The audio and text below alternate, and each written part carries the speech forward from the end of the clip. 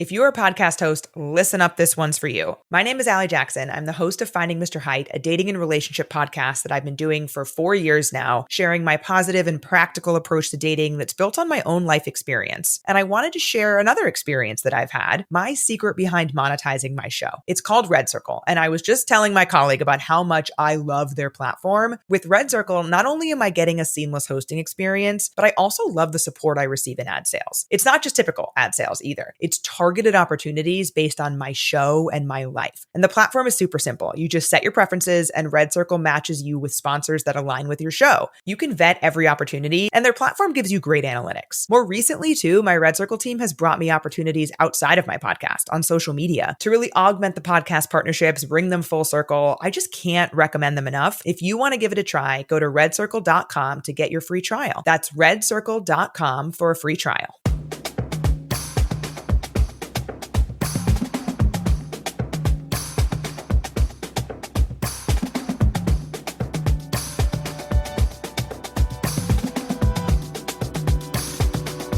The Davis and Davis Show is intended for maturish audiences with a questionable sense of humor. The opinions expressed are those of Davis and Davis, but even they don't always agree with themselves. Side effects may include uncontrollable laughter, eye-rolling, and sudden urges to fact-check. Listener discretion is advised, especially if you're easily offended, related to either Davis or operating heavy machinery. Proceed with caution, or better yet, snacks. Welcome to the law firm of Davis and Davis. We're not a real law firm. Go ahead, grab a beer, a glass of wine, sit back and listen.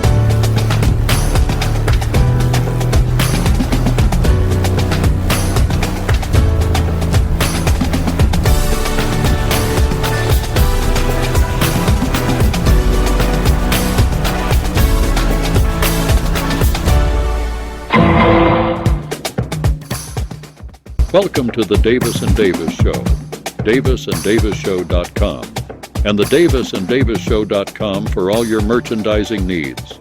Now let me introduce to you your hosts for the show, Scott and Burke Davis.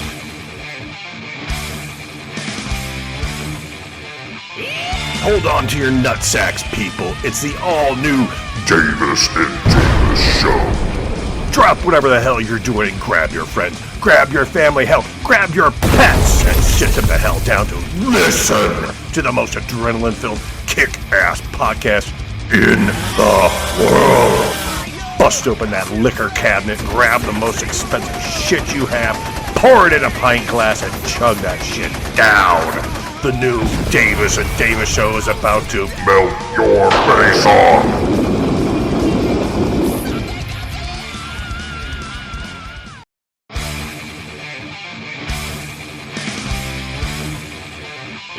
Hold on to your valuables, people. It's the all-new Davis and Davis Show. Drop whatever the heck you're doing and grab your friends, grab your family, heck, grab your pets, and sit them the heck down to listen to the most adrenaline-filled kick-butt podcast in the world. Bust open that liquor cabinet, grab the most expensive stuff that you have, pour it in a pint glass, and chug that stuff down. The new Davis and Davis Show is about to Melt your face off. Due to public outrage, we at the Davis and Davis Show are starting a new kinda gentler format. So prepare yourselves. It is the all-new Davis and Davis Show. Halt whatever you are currently involved with. Encourage your friends, family, and even your family pets that you treat like your own children, and persuade them to hearken to our show, the most professional, calming, and mollifying podcast that money can buy. We humbly suggest that a beverage of your choice be imbibed whilst enjoying our aural interlude. The new Davis and Davis Show promises an electrifying experience so profound it will leave you utterly enraptured. Welcome back to the Davis and Davis Show. Sorry. Welcome back. Are we back? Yeah, I was like, is this the outro or intro song? I didn't know. Welcome back. Hi. Aftermath. This is all you, buddy. You got all the insider scoop. Ferrari. Woo! So I was surfing like I do and came across a YouTube video that basically stated that Lewis Hamilton was about to re-sign a new contract and all this stuff, and it would give him total control over the team. And I sat back and I went, that's kind of bullshit. I smell bullshit here.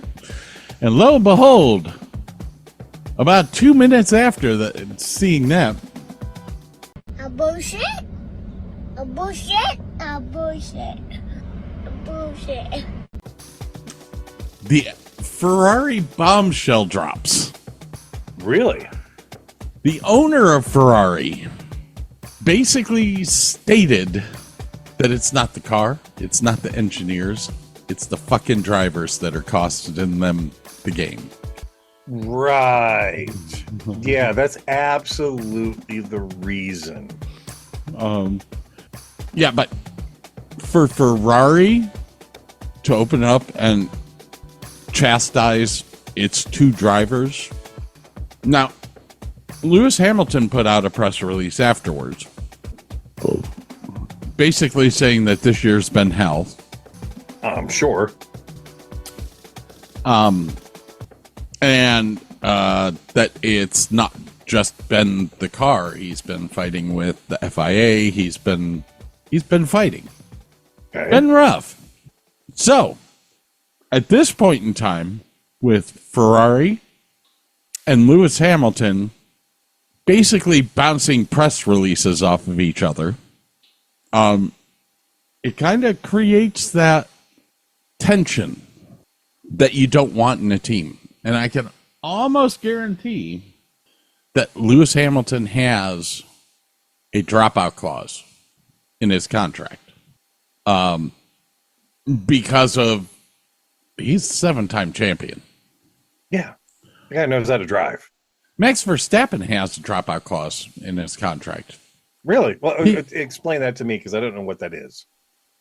It means that if the team is not providing you with a car worthy enough to win, you can leave the team. Interesting. So, Max Verstappen, well, this was how Max Verstappen... Does that got a new engine? Max Verstappen and Josh, his dad, this was how they got Christian Horner fired. They threatened to leave. Get rid of him. Because Adrian knew he left. Blah, blah, blah, all this stuff. So, now, none of that has ever been proven. I need to say that. It's always been denied. But the writing's on the wall. You're not going to get rid of Christian Horner, the guy who's taken you to freaking 3 championships with Vettel and 3 championships with Max. Gotcha. Yeah. Anyways, so the infighting continues in Maranello. We have not gotten an answer yet as to what's going to happen. But the rating's on the wall. George Russell. Doing well with Mercedes, man. Don't think he's going to be the number 1 next year. Well, yeah, with Kimi stepping up these last few races, fuck. I think Antonelli is going to take his job. But as well, there's rumors out there that Mercedes may have something up their sleeve yet. Well, and we must preface all of this with saying we get brand spanking new, completely different cars for 26. Like if I was these guys, I would chill the F out and just wait until we see what our team cars can do. Well, not to get too far away from Ferrari here. If this fight continues between Lewis Hamilton bashing Ferrari and Ferrari bashing Lewis Hamilton, do not be surprised if you see Carlos Sainz come back to Ferrari. Interesting. What do you think Hamilton would? Where do you think Hamilton would go? Mercedes? Well, this is why I said Mercedes may be in. There may be some influx here. George Russell was number 2 to Lewis Hamilton for years. Right.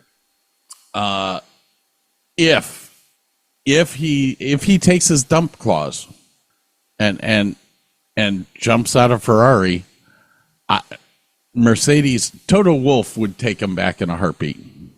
And then could you imagine a team with Lewis Hamilton and Kimi Antonelli?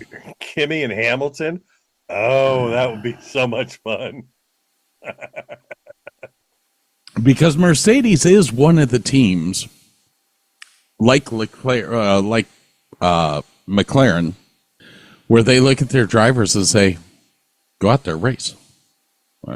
I mean, we saw Weber and Lewis Hamilton wreck each other. One of the best wrecks I've ever seen, because Weber went about 20 feet in the air. They touched tire to tire, and his car went straight up over Lewis's car. And I was like, yeah, there's I'm not sure what's going to go on there yet. Now, all these teams have said, we've already signed our drivers for next year. Don't believe any of that shit. Because we're in silly season right now. Things can change in a heartbeat. But you said Mercedes, was it last year that Mercedes was the dominating team? Wasn't last year. It was probably 3 years ago. Because Max Verstappen has what, 3 titles?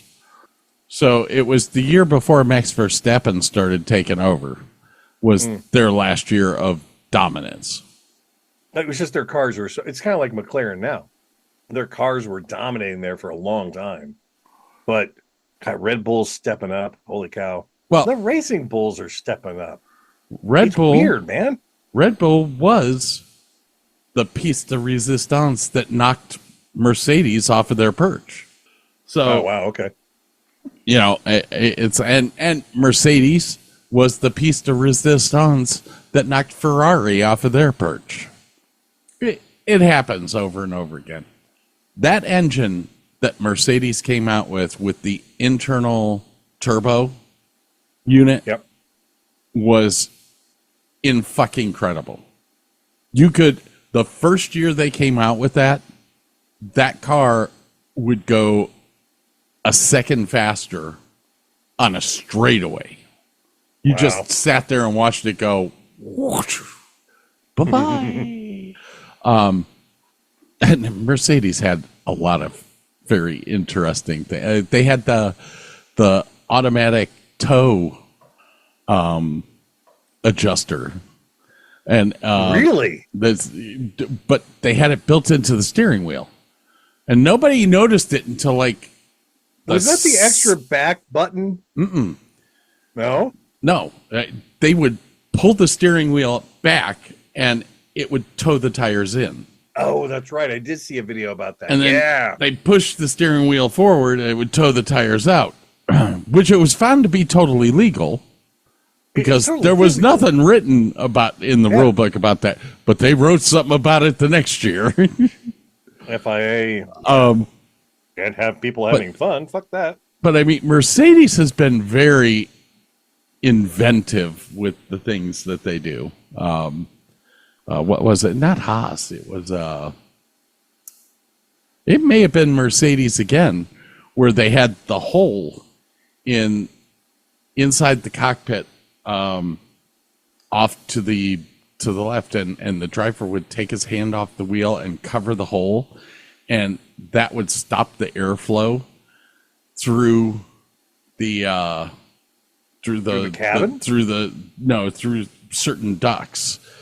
that would go over the diffuser in the back, and it would give them a faster car on the straights. They'd take their hand off, and the air would go across the diffuser again. And they came up with some really innovative, and it was non-mechanical, so it was totally legal. Yeah, they've come up. That's some inventive workarounds. That's the kind of shit I would come up with. Now, I said before the break that we would talk about Max Verstappen, Christian Horner, and all this shit that's going on now. Because Josh Verstappen was stopped by Martin Brundle in Brazil and asked some direct questions because of the rumors that we're hearing. The rumors that there was a secret meeting, which isn't so secret because everyone knows about it, between Christian Horner and Max Verstappen. And Horner owns which club? Christian Horner used to be the principal, the director of racing at Red Bull. He got fired this year because we don't know the actual reasons why he got fired. We're not going to speculate, except for Max Verstappen, most likely threatened to leave. And I don't like him. Get rid of him. It's all his fault. We lost Adrian Newey. It's his fault. Well, here's what we know. The private jet that flies Christian Horner around flew into the same town that Aston Martin is based in. Aston Martin F1 is owned by Lance Stroll's dad. The best driver ever. So we know that Christian has met with Aston Martin.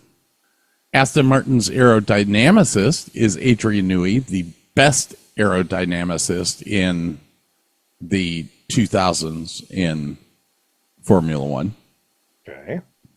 They are buddies. Adrian Newey left Red Bull the year before Horner left Red Bull.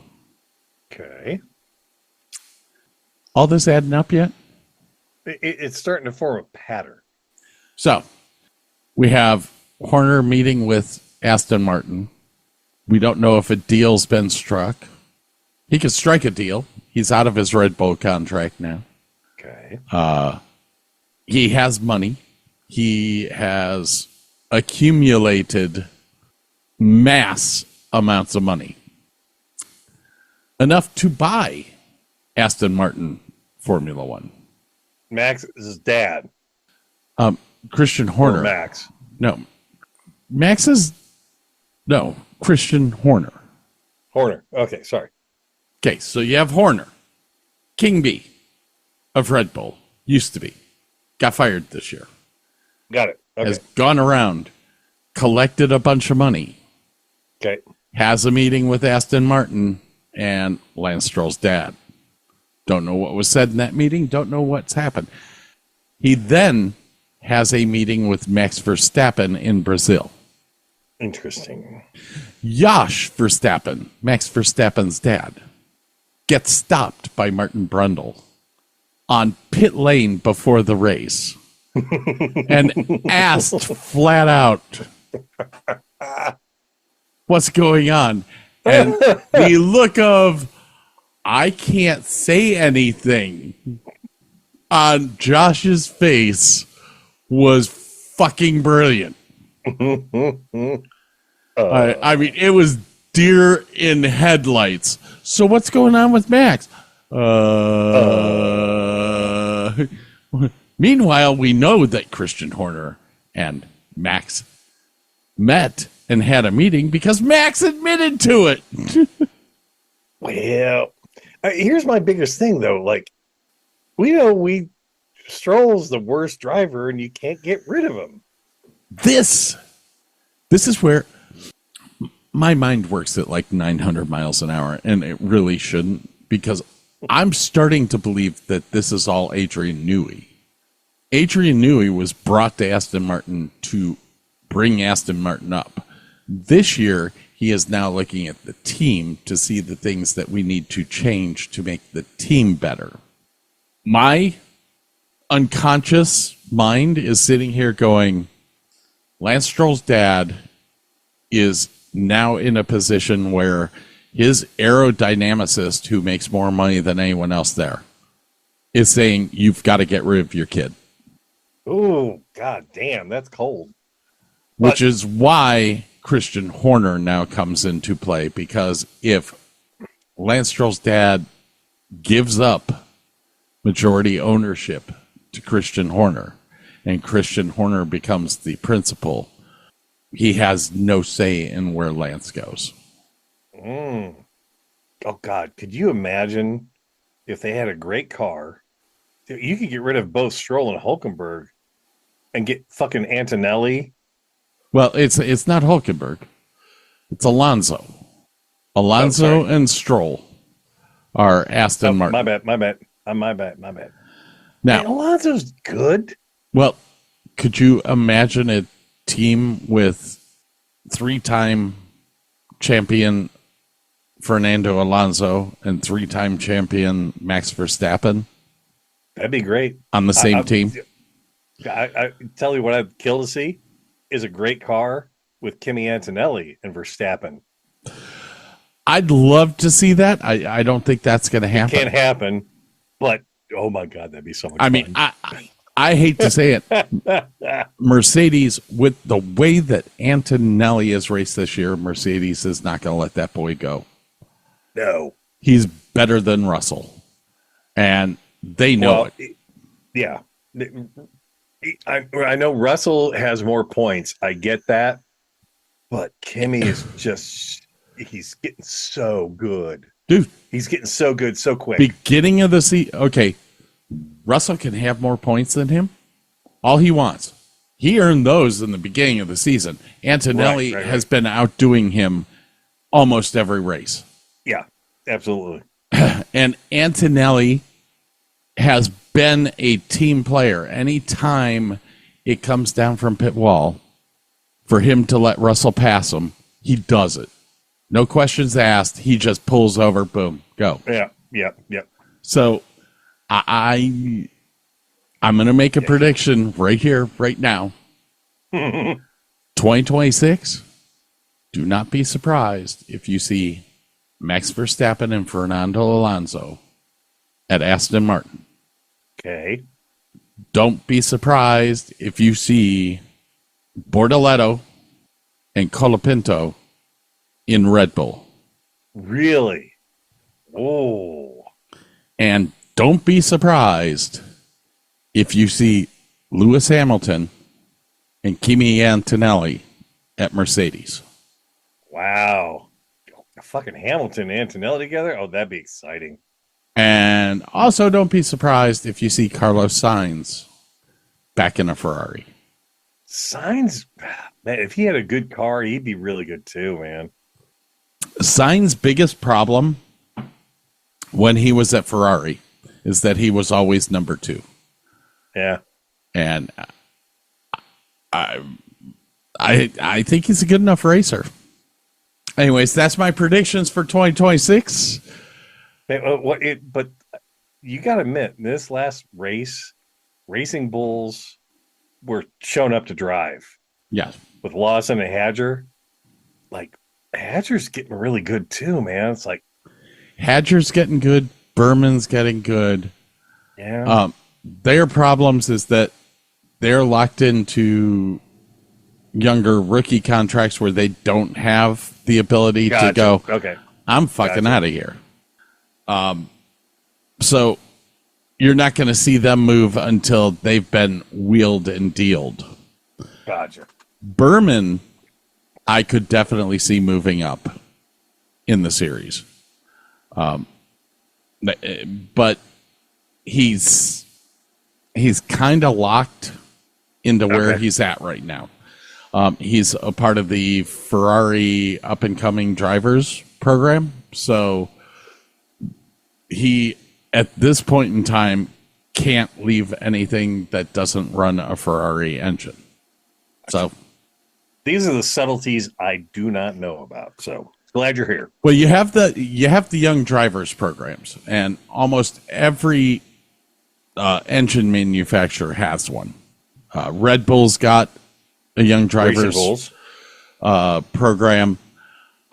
Mercedes has their young drivers program, and Ferrari's got their young drivers program. Renault used to have one, but Renault's not here anymore. So you're saying that the Ferrari young drivers is the Haas team? So if you're in the Ferrari young drivers program and you're racing Formula 2, you move up to Formula 1, you're going to get brokered out to one of the Ferrari teams. It's not owned by Ferrari, but they run Ferrari engines. They have agreements with Ferrari. So Haas, their second seat is always a Ferrari development driver. Gotcha. So Ocon, basically. Yeah. So it's going to be interesting. We're going to see a lot of chess moves made in the summer. But man, I'm just like, this whole radical overhaul of engines and battery management, like it's gonna be interesting, man. Them first few races are gonna be really, really interesting. Well, when I told you, when we went to current setup, no more refueling. Yeah, there were 4 races that teams would just die on the track because they didn't have enough fuel. Oh my God. Oh yeah, the first race down in Australia, you were dying laughing because there were cars that still had 10 laps to go and were out of fuel. Holy cow. You were like, oh, that's bad. Ooh. FIA's going, maybe we'll back these laps down a few. No, they got fined. What? The teams got fined for not having enough fuel in their car to finish the race. Wow. Okay. So it's, man, it's always a fun time when new things come in. We have zero clue what fuel mileage these cars are going to get. They're going to overload them with fuel because they don't know how far they're going to go. It'll take 3 races for them to get down in fuel weight. So I'm kind of excited. I'm excited. I ain't gonna lie. I'm real excited for like brand spanking new technology. Yeah, it's gonna be a trip. Like who's gonna find that edge to give them that like head start? You know? Yeah. I'm like sitting here going, ooh, it's coming this way. Ooh. Yeah. Now, is there a race next week? I don't think so. Do we have an off week? Let's see. F1. Oh God, we're all the way to the 30th. It 2 weeks. Should be No. Las Vegas. I take that back. Yeah, the 22nd is Saturday. Las Vegas. It'll be. Isn't that Thanksgiving weekend? Maybe, no. The 22nd before. is the F1 race. The 27th is Thanksgiving. And then we turn right around that Sunday after Thanksgiving and we get another F1 race. What's the schedule like? Let's check it out. Las Vegas, the 20th to the 22nd. Qatar is the 28th to the 30th. And then Yas Marina. Brazil, Qatar, Abu Dhabi is the last one. Yeah, that's Yas Marina. Okay. Cool track. Cool hotel right in the middle of the track. They go under the hotel. Yeah. I was like, I'm not looking forward to Las Vegas. I don't like the street tracks. Monaco like has history. I get it. I'm not digging the street tracks, man. I'm kind of torn Because like Singapore was a big disappointment for me. Singapore. The problem with Singapore is that all the corners are so tight. There's no place to pass. Yeah. Now Las Vegas has a lot more room to pass, but it just seems like some of their corners are so tight, and you got the cement walls right there, like fucking up a little bit does a lot of damage. Now I wanted get this.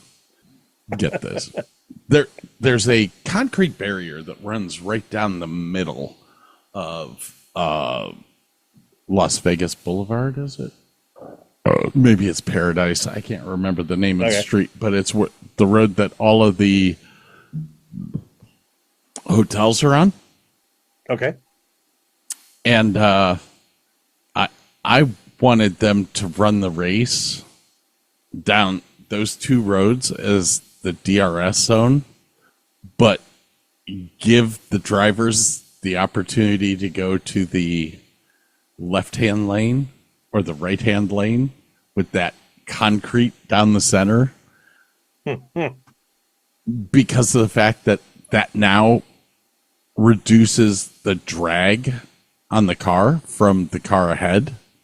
Why can't I find a nice big blow up of Las Vegas?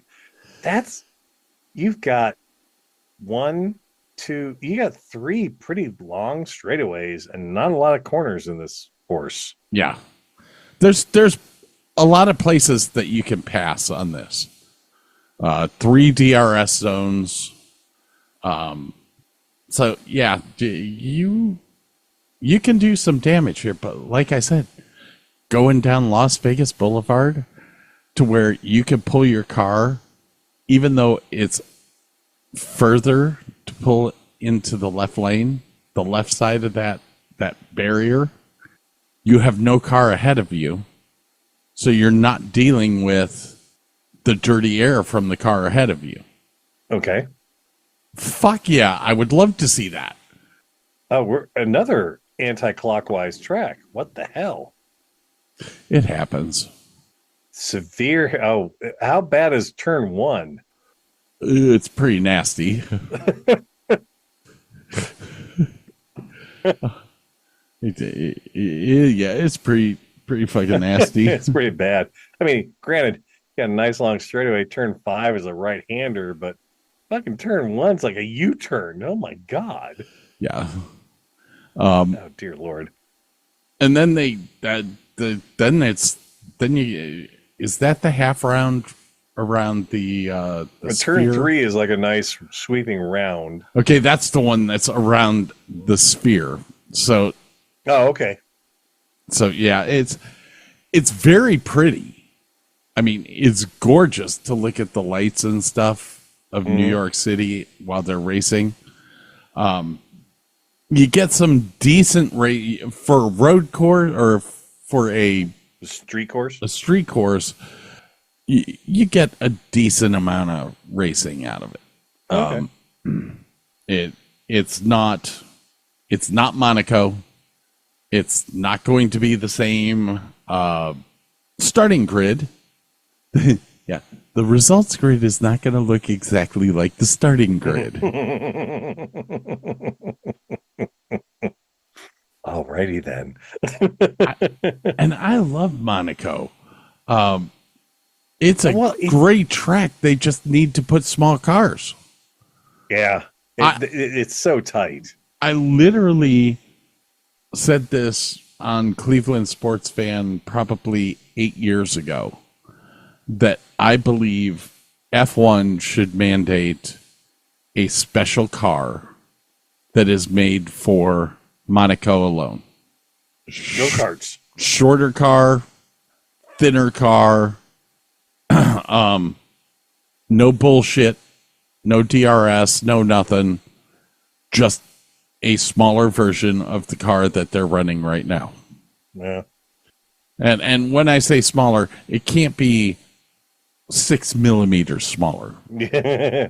We're talking a third smaller than the standard car. Yeah, exactly. And like I said, make the rules so that No battery shit. It's just a fucking engine. You do that road course like the historic. Yeah. Oh my God. The old cars were so tiny. That's, Oh yeah, that's be awesome. That's like Indy cars are a third smaller. Yeah. Than an F1 car. And it's because of all the extra shit that F1 mandates be in their cars. You can build a safe car, a safe monocoque that will protect the driver and be a third of the size if you didn't have 9 tons of batteries in the damn thing. Yeah. So I think when it comes down to historic tracks like that, that's what you should be doing. Leave the history in it. Pretty much Monaco is, if you qualify high, you're going to win unless you crash out. That's just it. It's just, okay, great. You qualified first, you're probably going to be first. I would love to see a vintage car race at Monaco. Oh, you're getting a little chubby now, man. Oh my God, that would be so cool to see Austin Healey's. Do you ever see that Archer episode where they were driving the old F1 cars on Monaco track? No. Oh my God, I will find it and send it to you. Archer. Christ. Was that the cartoon? Yes. Okay. I was thinking about don't they have it as like a human being now? Like a real person? The new Archer? Or No, because the guy who does the voice for Archer looks nothing like his character on the cartoon. All the other people look like they're voice actors, but Archer is not ever going to be live action. No, there is Archer the TV series. No, that's the adult animated. Never mind. There was something with the bow and the arrow dude. The bow and the arrow dude. Green Arrow? Is that what you're talking about? I think it's on the CW. That's DC Comics. That's no, Archer the Spy. Series, not Cloak and Dagger. That's not it. Anyway, I'll have to look it up some other time. Okay. I don't want to sit here with like too much dead air, although I fix it in post. Most of the time. Swear to God, it was Archer. Well, unfortunately, if there wasn't cloud cover over me right now, I might be able to see the Northern Lights, but I can't and I won't. Northern Lights? Yeah. Aurora Borealis. In Ohio? People in Western Ohio are posting them right now on Facebook. We've had them a couple times. I have to look this up. Was it the Green Arrow? I'm stuck on this now. Yes, the Aurora Borealis may be visible in Ohio tonight. Bastards. There's a big geomagnetic storm in the sun that's to bring it way down south. Really? Yeah. But you have Arrow. Is that what it was called? Arrow. Based on the DC Comics Green Arrow. Who produced that? Was that the CW network? The Probably. CW! God damn it! All right. Anything else about F1? We got to get our asses out of here. It's awesome. I cannot wait for the next race. This show took way too long. No, but there was so much good stuff to talk about, man. All right, ladies and gentlemen. Did I shut down my list? Because I can never... 7. There we go. Conclusion. Thank you. Goodbyes. Vamp. We need to thank Southwind Racing, Joe's Bar. Joe's Bar? Real Bar. Oh, by the way, Erica won Best Bartender. Nice. Very nice. Erica from the Real Bar. Good job. Good for her. We all voted for her. They were just like, here, scan this and vote for her. Like, cool. I don't think we met her, but Hey, we will. Wait, I mean From, we've known her for 4 years. oh, okay. I don't remember seeing her this last year, though. She was off the island when we were there this past time. She came back. She was bartending during the Bob Gatewood concert, but we were at a table. Yeah, we didn't get to talk to her. But we will promote anyone at Real Bar because, God damn it, we love Real Bar. And they give Bob money? Yes, they do. I don't know. Do they give Bob money, or does he just get free drinks? They're a sponsor. Real Bar's a sponsor. Yep, absolutely. All righty. I cannot remember where the vamp is anymore. That's about it. We'll be back some Have other a great day. night, everybody. Yep. All right. Have fun. Bye-bye. This has been the Davis and Davis Show. Remember, new episodes every Tuesday and Thursday. Thanks for listening.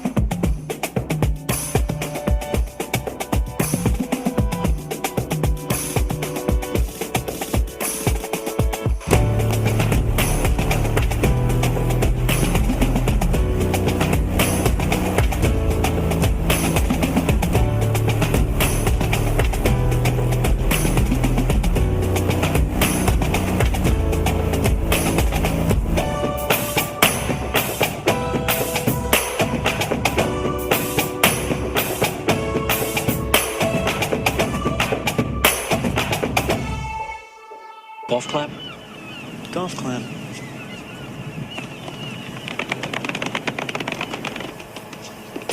If you're a podcast host, listen up, this one's for you. My name is Allie Jackson. I'm the host of Finding Mr. Height, a dating and relationship podcast that I've been doing for 4 years now, sharing my positive and practical approach to dating that's built on my own life experience. And I wanted to share another experience that I've had, my secret behind monetizing my show. It's called Red Circle, and I was just telling my colleague about how much I love their platform. With Red Circle, not only am I getting a seamless hosting experience, but I also love the support I receive in ad sales. It's not just typical ad sales either. It's targeted opportunities based on my show and my life. And the platform is super simple. You just set your preferences and Red Circle matches you with sponsors that align with your show. You can vet every opportunity and their platform gives you great analytics. More recently too, my Red Circle team has brought me opportunities outside of my podcast on social media to really augment the podcast partnerships, bring them full circle. I just can't recommend them enough. If you want to give it a try, go to redcircle.com to get your free trial. That's redcircle.com for a free trial.